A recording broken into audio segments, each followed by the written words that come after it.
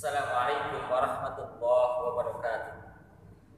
Alhamdulillah, alhamdulillahilladzi anzala al-Qur'an hudan lin-nasi wa bayyinatin minal huda wal furqan. Asyhadu an la ilaha illallah wahdahu la syarikalah wa asyhadu anna Muhammadan abduhu wa rasuluh. Allahumma shalli ala Muhammad wa ala alihi wa ashabihi ajma'in. Puji syukur kita panjatkan kepada Allah Subhanahu wa taala yang telah memberi kita begitu banyak kenikmatan.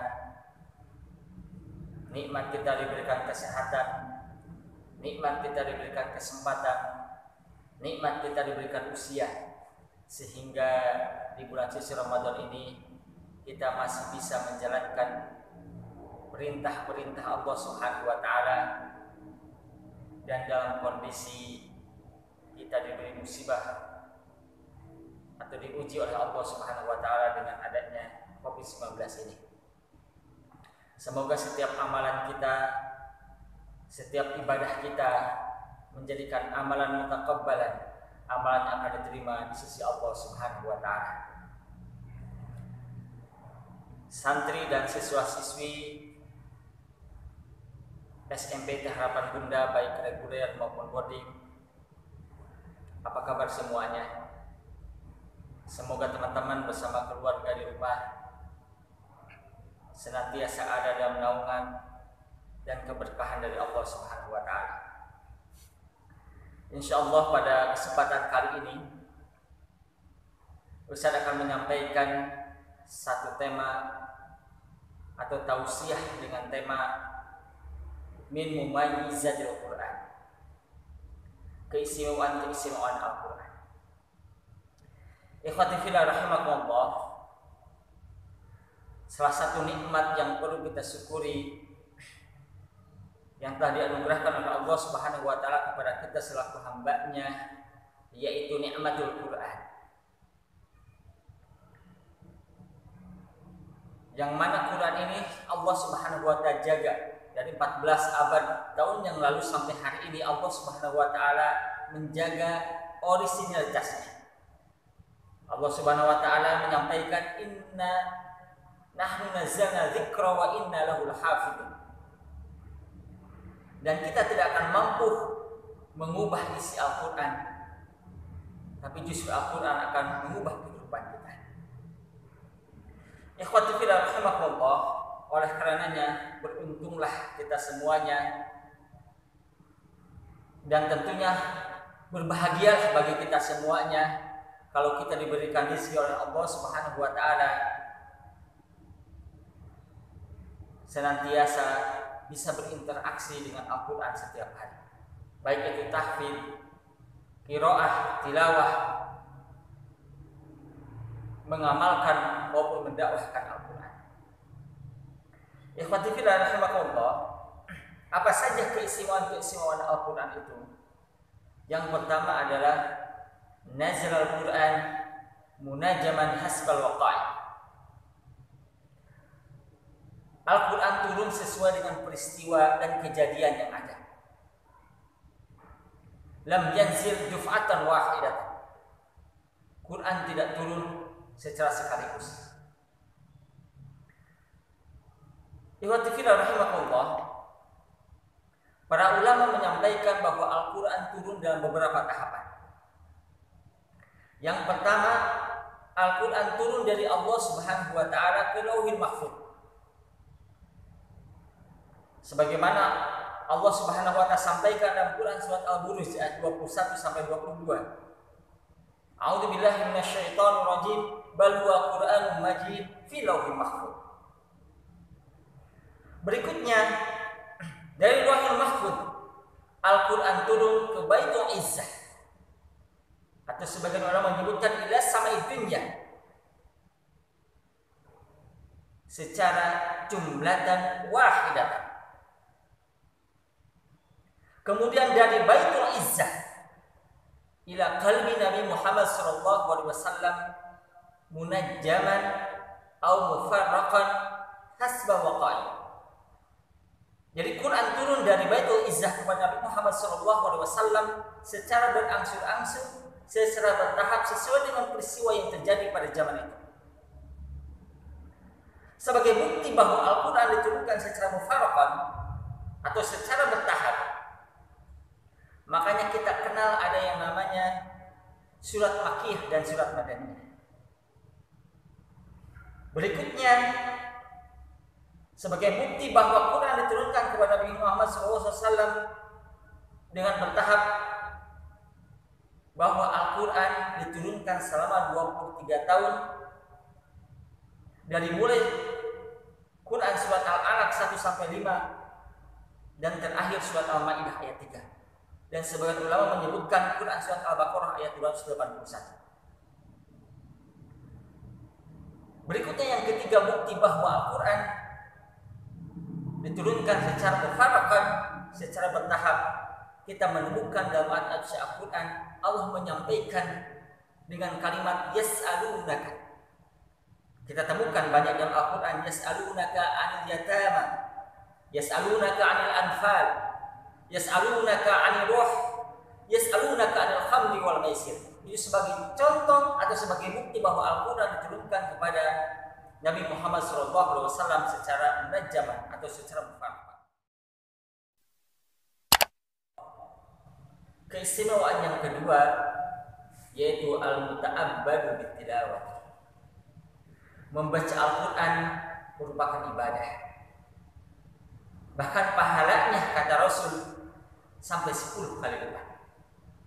Rasulullah SAW pernah menyampaikan dalam hadisnya, man qara'a harfan min kitabillah falahu bihi hasanah wal hasanatu bi asyri amsalha la aqulu alif lam mim harfun walakin alifun harfun wa lamun harfun wa mimun harfun. Kata Rasul dalam hadisnya, barang siapa yang membaca satu huruf dari Al-Quran, maka dia akan mendapatkan 10 kebaikan. Berikutnya kata Rasul, saya tidak mengatakan bahwa alif lam itu satu huruf, walakin alifun harfun, akan tetapi alif adalah satu huruf, lamun satu huruf, wa mimun satu huruf. Sehingga kalau kita mengucapkan alif lam mim, kita mendapatkan 30 kebaikan. Ikhwati fillah rahimakumullah, sebagai contoh ilustrasi, kalau kita mengambil duri di tengah jalan, lalu duri tersebut kita ambil, lalu kita buang ke tempat sampah, di sisi Allah Subhanahu wa Ta'ala bernilai 1 kebaikan. Kalau kita jalan-jalan ke pinggir jalan, lalu menemukan seorang nenek yang mau menyeberang, lalu kita tolong, kita seberangkan, di sisi Allah Subhanahu wa Ta'ala mendapatkan 1 kebaikan. Kalau kita membaca Bismillahirrahmanirrahim yang terdiri dari 19 huruf, kira-kira mendapatkan berapa kebaikan? Kita akan mendapatkan 190 kebaikan. Sehingga kalau disamakan dengan menyeberangkan nenek tadi, itu sama dengan kita menyeberangkan 190 nenek. Ikhwati fillah rahimakumullah, apakah membaca hadis itu berpahala? Membaca hadis tentu berpahala, tapi tentunya pahalanya tidak seperti kita membaca Al-Quran. Begitulah orang yang senantiasa membaca Al-Quran, kehidupannya akan senantiasa dipenuhi oleh kebaikan dan pahala dari sisi Allah Subhanahu wa Ta'ala. Ikhwafillah, santri dan siswa-siswi SMPT Harapan Bunda yang dirahmati Allah Subhanahu wa Ta'ala, apa saja hal-hal yang perlu kita perhatikan ketika membaca Al-Quran? Yang pertama adalah jaudatut tilawah, yaitu kualitas bacaan Quran kita. Bagaimana kita sebagai seorang muslimah, mukminah, dituntut harus senantiasa mahir ketika membaca Al-Quran sesuai dengan makharijul huruf, sesuai dengan sifatul huruf, dan sesuai dengan kaidah tajwid. Atau dengan bahasa lain, bagaimana kita bisa membaca Al-Quran dengan tartil. Sebagaimana Allah Subhanahu wa Ta'ala menyampaikan dalam ayat suci Al-Quran, warattilil Qur'ana tartila. Bahkan Rasulullah SAW menyampaikan dalam hadisnya, al-mahiru bil Quran ma'as safaratil kiramil bararah walladzi yaqra'ul Qur'an wa huwa yatatawwa bihi lahu ajran. Orang yang mahir membaca Al-Qur'an itu bersama para malaikat yang mulia. Dan orang yang membaca Al-Qur'an sementara dia terbata-bata dalam membacanya, tapi tetap di sisi Allah Subhanahu wa taala dia mendapatkan 2 pahala.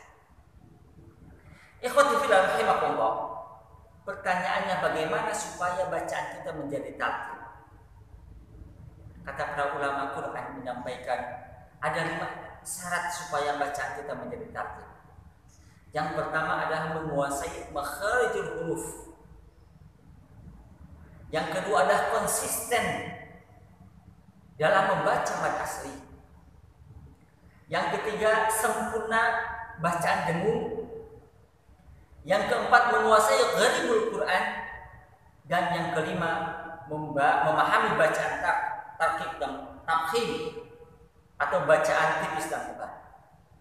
Itulah seseorang yang dikatakan sebagai orang-orang yang mahir membaca Al-Quran atau dikatakan sebagai orang yang tartil membaca Al-Quran. Oleh karena hari ini banyak sekali metode-metode uslub bagaimana kita bisa menguasai Al-Quran.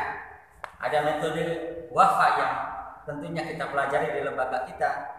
Ada metode tartili, ada metode qiraati, ada metode muriki, ada metode al-Baghdadi. Silahkan metode apa saja. Yang jelas kita ada keinginan dan ada syuja'ah, semangat dalam membaca Al-Quran dengan tartil. Ikhwati fillah rahimakumullah. Yang kedua yang harus kita perhatikan dalam membaca Al-Quran adalah kamiyatut tilawah. Kuantitas bacaan Quran kita. Seorang mukmin dituntut untuk memperbanyak tilawah. Dan harus menjadikan tilawah ini sebagai wirdun yaumiyah. Sebagai wirid harian dalam kehidupan kita sehari-hari. Rasulullah SAW menyampaikan, bacalah Al-Quran dan hatamkan minimal sebulan sekali. Kata Rasul, bacalah Al-Quran paling minimal itu 3 hari sekali. Kenapa 3 hari sekali? Kata Rasul, orang yang membaca Al-Quran kurang dari 3 hari, dia tidak akan dapat memahami dan menghayati isi Al-Quran. Ikhwanul akhwat rahimani wa rahimakumullah. Kaifa as-salafus salih ma'al Quran? Bagaimana kebiasaan salafus salih dalam berinteraksi dengan Al-Quran? Ada seorang syekh ditanya oleh muridnya, "Ya syekh, bagaimana kebiasaan salafus salih terdahulu ketika mereka berinteraksi dengan Al-Quran?"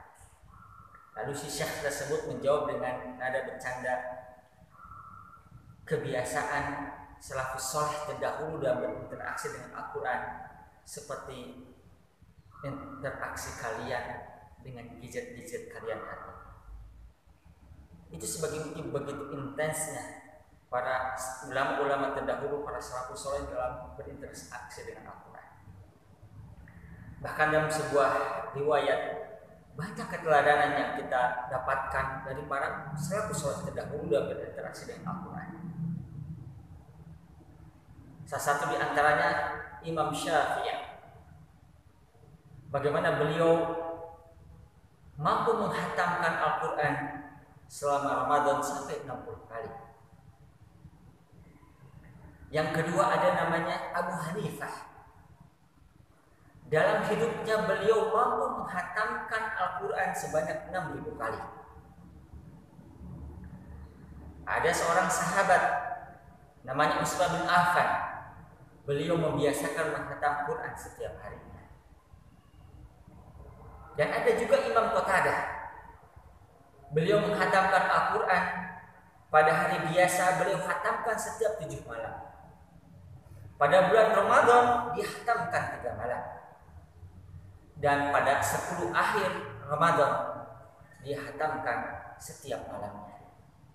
Itulah sebagai contoh bagaimana salafus saleh terdahulu dalam berinteraksi dengan Al-Quran. Oleh karenanya marilah kita memperbanyak tilawah. Berikutnya bagaimana kita fastabiqul khairat untuk memperbanyak khatam Al-Quran. Karena kata Rasulullah SAW, amalan yang terbaik di sisi Allah Subhanahu wa taala adalah al-hal wal muttahal. Apa itu al-hal wal muttahal? Ya Ustaz, al-hal al muttahal itu adalah orang atau seseorang yang membaca Al-Qur'an dari awal hingga akhir.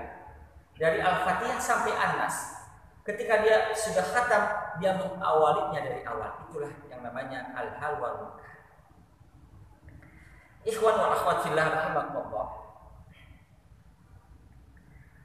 Rasulullah SAW beliau selalu membiasakan ketika berinteraksi dengan Al-Quran itu lewat qiyamul lail atau lewat sholat tahajud. Bahkan dalam sebuah riwayat Rasulullah SAW pernah sholat tahajud dan di belakangnya ada seorang sahabat namanya Ibnu Mas'ud menjadi makmum. Ketika Rasulullah SAW memanjangkan salatnya, tiba-tiba Ibnu Mas'ud itu menyangka yang tidak-tidak. Lalu ada seorang temannya bertanya, apa yang kamu pikirkan, wahai Ibnu Mas'ud, ketika engkau menjadi makmumnya Rasulullah SAW? Kata Ibnu Mas'ud, aku berpikir untuk duduk dan meninggalkan Rasulullah SAW. Itu saking panjangnya Rasul dalam sholat tahajud. Dalam riwayat yang lain, ada seorang sahabat namanya Hudzaifah. Beliau pernah menjadi makmum Rasulullah SAW. Ketika Rasul membaca Al-Fatihah, lalu melanjutkan surat Al-Baqarah sesudah 100 ayat, lalu Hudzaifah menyangka kayaknya Rasul sesudah 100 ayat beliau ruku. Sudah selesai 100 ayat, Rasul melanjutkan sampai akhir surat Al-Baqarah 286 ayat. Ketika Rasulullah membaca akhir surat Al-Baqarah, lalu Hudzaifah menyangka kayaknya Rasul sesudah surat Al-Baqarah bakalan ruku, tetapi ternyata Rasulullah melanjutkan ke surat An-Nisa. Sesudah An-Nisa ternyata Rasulullah melanjutkan lagi ke surat Al-Imran sampai 200 ayat. Bahkan kalau di total sekali berdirinya Rasulullah SAW ketika salat tahajud itu sekitar 5 juz 4 lembar. Bagaimana dengan kita? Pernahkah kita melaksanakan salat tahajud, baik itu jadi imam maupun jadi makmum, dengan panjangnya sampai 5 juz 4 lembar? Mudah-mudahan kita dibiasakan bisa berlama-lama dalam qiyamul lail. Karena salah satu tanda orang-orang yang bisa menjadi hafid Quran itu teman-teman adalah orang-orang yang dia kuat berlama-lama membaca Al-Quran, dan yang kedua dia terbiasa berlama-lama memanjangkan qiyamul lailnya dengan bacaan Al-Quran.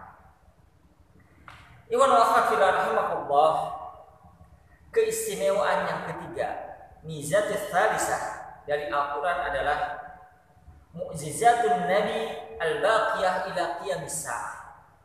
Bahwa mukjizat Nabi Muhammad SAW itu kekal sampai hari kiamat.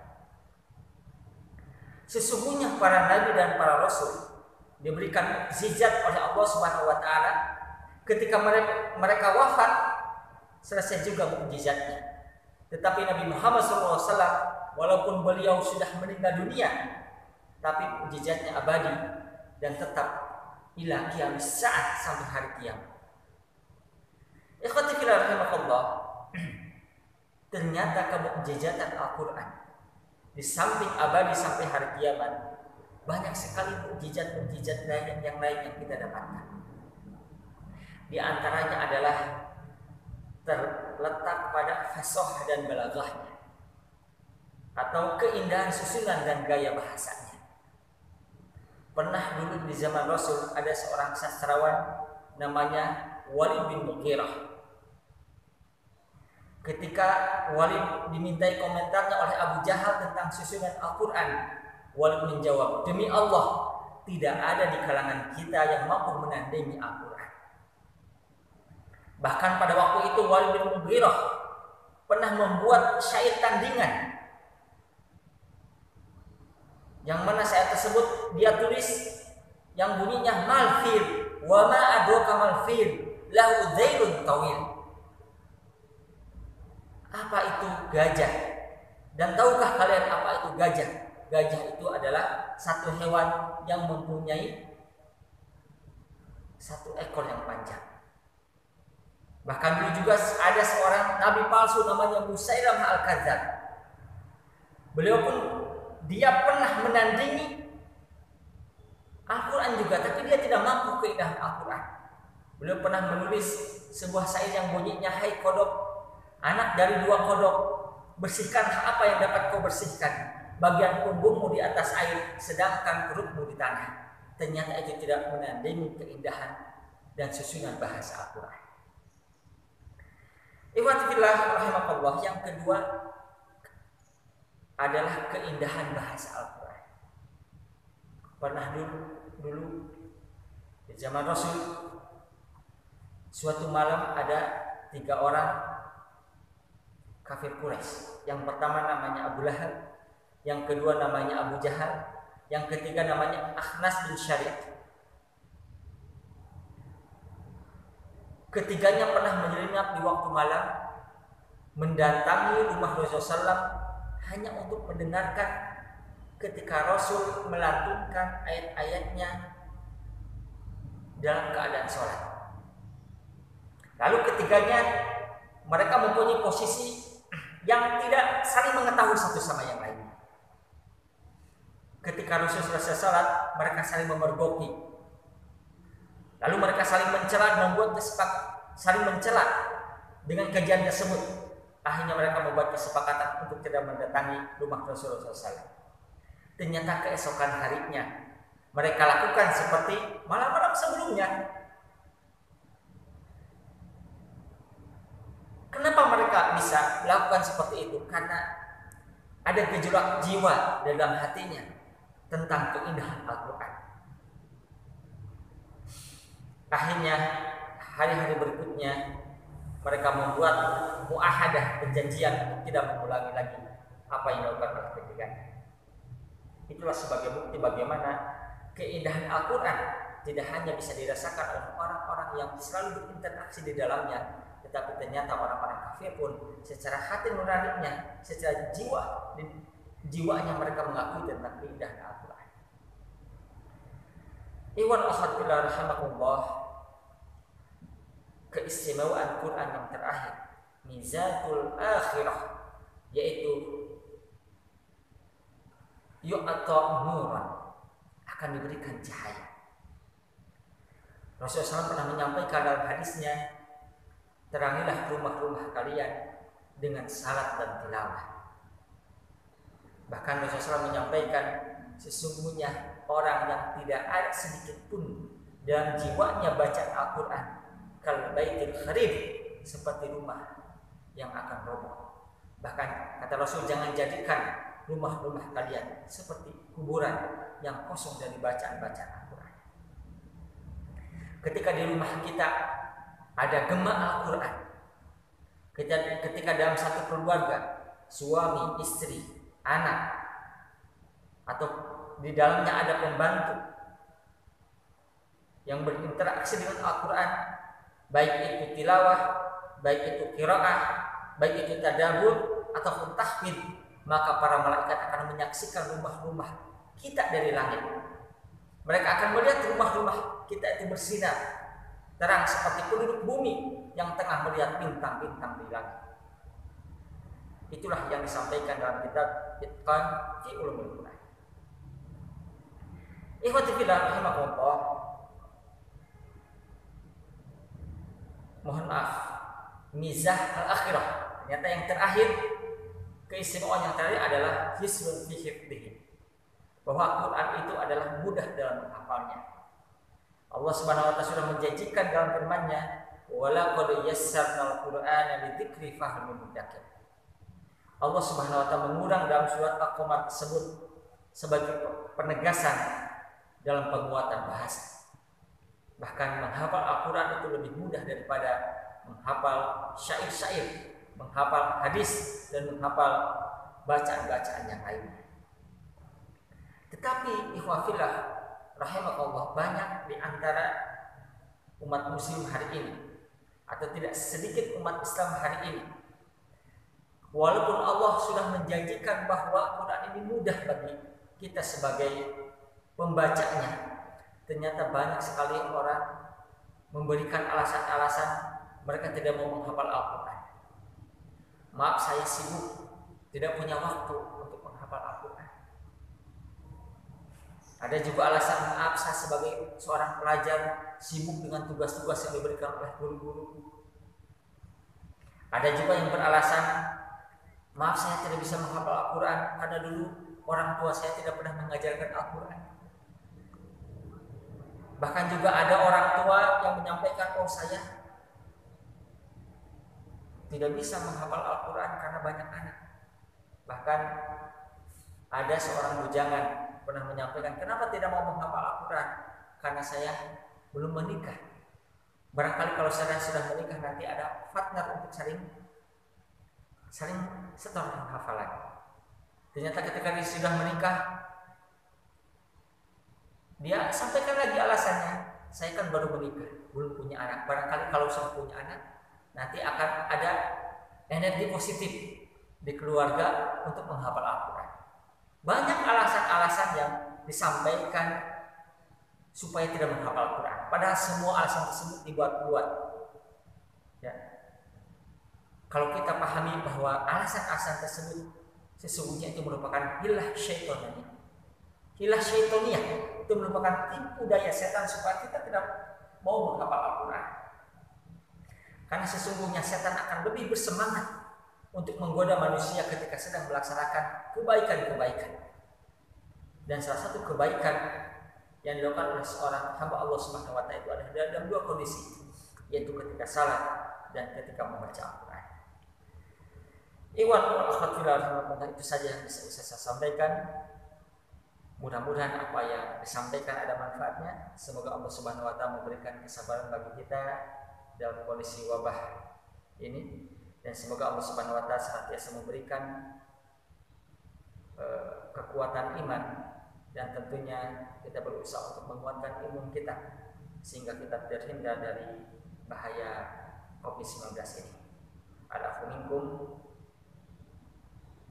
Assalamualaikum warahmatullahi wabarakatuh.